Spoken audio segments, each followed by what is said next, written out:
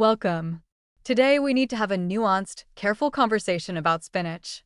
This is one of those foods where the traditional advice and the current research don't perfectly align, and where individual variation matters significantly. Here's the traditional concern: spinach contains moderate levels of purines. For years, people with gout were told to avoid or strictly limit spinach because of this purine content.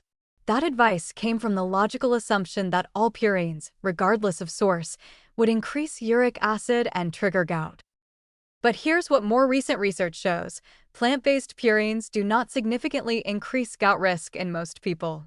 Multiple large-scale studies have found that purine-rich vegetables, including spinach, are not associated with increased gout attacks or elevated uric acid levels the way purine-rich animal foods are. Why this difference?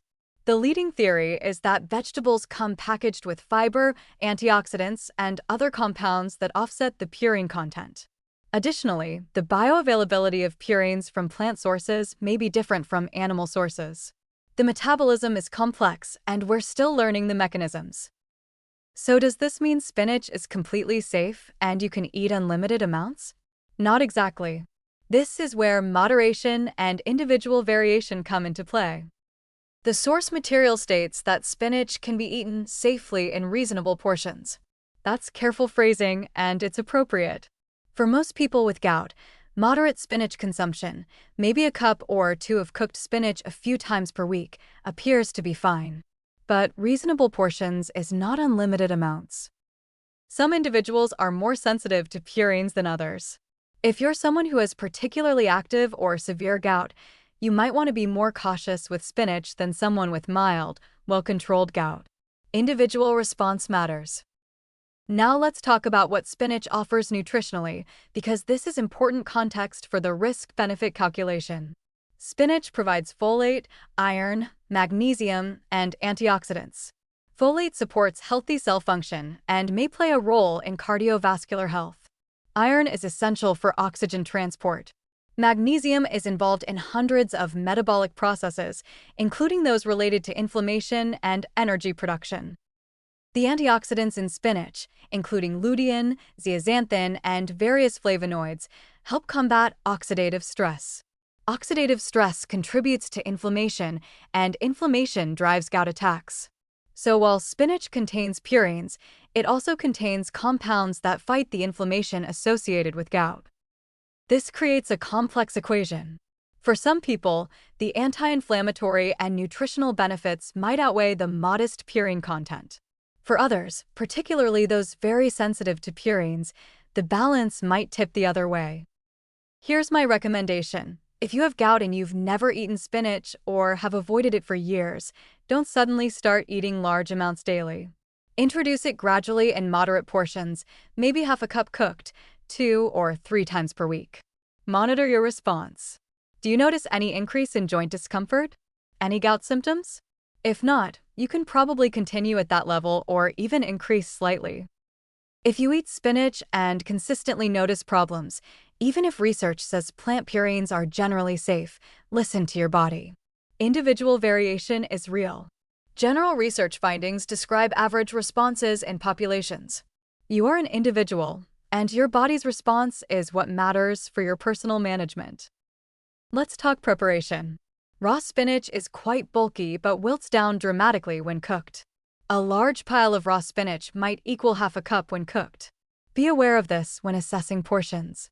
It's easy to eat more than you realize when spinach is cooked down. Spinach works well in various preparations. Add it to omelets or scrambled eggs. Include it in salads. Sauté it as a side dish. Blend it into smoothies. The versatility means you can incorporate it in ways that suit your eating patterns. One practical consideration: spinach contains oxalates, which can contribute to kidney stones in susceptible individuals. If you have a history of calcium oxalate kidney stones, which are more common in people with gout, you should limit spinach regardless of the purine issue. Discuss this with your healthcare provider. Here's the critical warning: do not treat spinach as a free food just because you've heard that plant-based purines are different. Moderation and monitoring are essential. The research showing that plant purines are less problematic is fairly recent and still evolving. Older guidelines that recommended limiting spinach weren't completely wrong. They were just overly cautious based on incomplete understanding. If you're taking medications for gout, particularly uric acid-lowering drugs like allopurinol, your tolerance for dietary purines is likely higher than if you're managing gout through diet alone. Your medication is doing heavy lifting. But even then, moderation with moderate purine foods like spinach is prudent. Let's put spinach in perspective with other vegetables. If you want dark leafy greens without purine concerns, you have excellent alternatives. Kale is somewhat lower in purines than spinach. Swiss chard is similar to spinach. Lettuce varieties are very low in purines. You're not dependent on spinach for vegetable nutrition. The bottom line on spinach is this: it offers valuable nutrition and likely poses less risk than traditionally thought, particularly when eaten in moderate amounts. But it's not a food you should eat carelessly or in unlimited quantities. Start with small amounts, monitor your response, and find the balance that works for your individual situation. This is a food that requires thoughtful, personalized decision-making. The blanket avoidance of the past was probably too restrictive for most people. But blanket permission to eat freely would be too lenient for some. Find your individual middle ground. Stay observant, stay moderate, and prioritize what your own body tells you. Thanks for listening.